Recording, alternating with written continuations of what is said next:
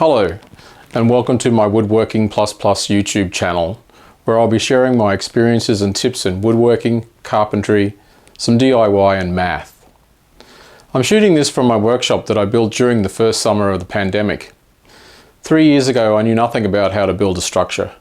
Before then, the most significant woodworking achievements to date was a gate for the deck and a rock climbing wall attached to an existing swing set.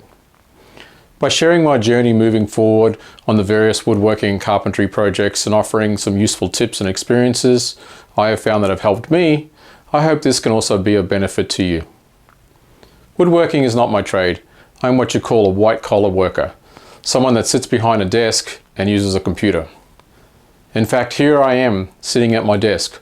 Woodworking has enabled me to get away from here and do a wide variety of projects and home handyman activities. For example, the wool decal behind me is my first attempt at wallpapering. If I can build this workbench and this wood storage unit and these planters made from wood pallets, you can too. I have a full-time job and a family. My free time I have a chance to work on projects will be limited now that I'm going to be documenting more and videoing what I try to create. I hope you can stick around and let's see what happens.